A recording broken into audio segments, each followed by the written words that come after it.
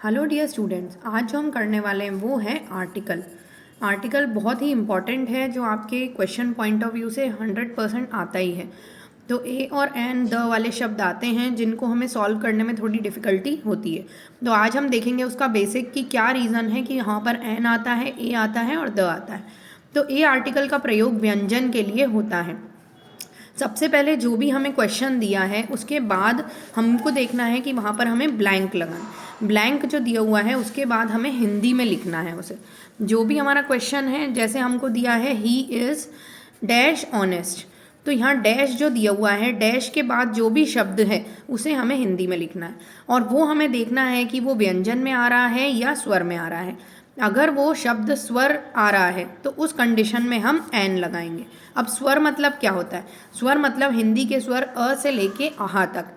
तो ये वाले शब्दों के सामने हम हमेशा एन का प्रयोग करते हैं, जैसे एन अम्ब्रेला, एन एमएलए। तो इनमें क्या हो रहा है, स्वर से शुरू होने वाले शब्द के सामने एन लग रहा है। तो आप ये देख सकते हैं यहाँ पर जब हम उसको हिंदी में लिखेंगे तो अ से आ जाता है अम्ब्रेला और एम एल ए। वैसे एम दिख रहा है आपको, लेकिन जब हम इसको हिंदी में लिखेंगे तो एम एल ए आ रहा है। तो पहला शब्द हमें फोकस करना है और इस शब्द के हिसाब से ही हमारा ए या एन लगेगा। अब ए वाले शब्द देख लेते हैं। ए वाले शब्द किन के आगे लगेंगे? हिंदी के व्यंजन क से लेकर ज्ञानी वाले जो शब्द होते हैं उनके आगे ए का प्रयोग होता है। जैसे अ बॉय, अ गर्ल, जब हम इनको हिंदी में लिखते हैं तो बॉय ब से चालू होता है, गर्ल ग से चालू होता है। तो ये सिर्फ हिंदी के ब्लैंक के बाद हमें ये देखना है कि हिंदी में वो शब्द को कैसे लिखना है। अब हम करते हैं कुछ एक्सरसाइज जिससे आपको और ये क्लियर हो जाएगा कि कहाँ पर ए लगेगा और कहाँ पर एन लगेगा।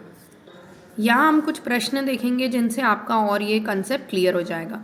He is not dash honourable man. तो जब मैं इसको प्रोनाउंस कर रही हूँ, ब्लैंक के बाद जो भी शब्द हैं, मैंने आपको बताया आपका रूल नंबर 1 जो है कि आपको उसको हिंदी में लिखना है। जैसे मैंने लिख दिया यहाँ ऑनरेबल, तो ऑनरेबल ओ से चालू हो रहा है जो हमारे स्वर के अंदर आ रहा है, अ से लेके आहा शब्दों में, इसीलिए यहाँ पर आंसर आ जाएगा एन। अब यहाँ पर नेक्स्ट वाला हम देखते हैं, reindeer is a native of Norway. अब क्योंकि ये एक पर्टिकुलर नाम है इसीलिए यहाँ पर आ जाएगा द, क्योंकि हम एक रेंडियर की बात कर रहे हैं। यहाँ पर एन ऑनेस्ट, यहाँ हॉनेस्ट नहीं होगा एन, इसीलिए यहाँ एन लगा।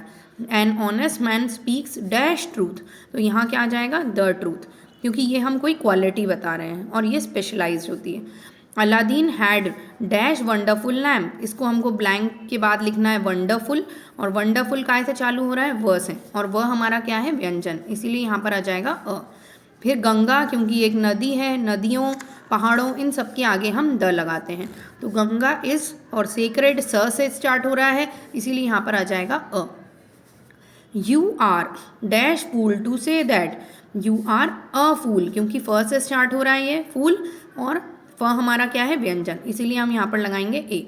फ्रेंच इज डैश ईजी, अब ईजी हमारा ई से चालू हो रहा है। अब ई अगर आप देखेंगे, ई हमारा व्यंजन नहीं है, स्वर है, इसीलिए यहाँ पर हम एन लगाएंगे, एन ईजी लैंग्वेज। फिर फ्रेंच, क्योंकि एक लैंग्वेज है उसके आगे भी द आ जाएगा, the French defeated the Germans. If you see him give him dash message, if you see him, तो यहाँ पर हम कोई पर्टिकुलर मैसेज की बात कर रहे हैं, इसीलिए हम यहाँ पर लगा देंगे द मैसेज। फिर इंग्लिश इज़ द, क्योंकि एक लैंग्वेज है, language of the people of England, तो यहाँ पर हम द लगा देंगे। सिलोन इज़, ये इंपॉर्टेंट है, आइलैंड, इसको हम आइलैंड प्रोनाउंस करते हैं, अ से स्टार्ट होगा ये, इसीलिए यहाँ पर अ है जो हमारा स्वर है, इसीलिए यहाँ पर आ जाएगा एन।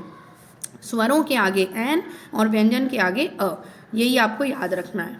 12th वाला देखते हैं, man thou art dash wonderful animal, तो यहाँ आ जाएगा वंडरफुल का व और इसके लिए ए।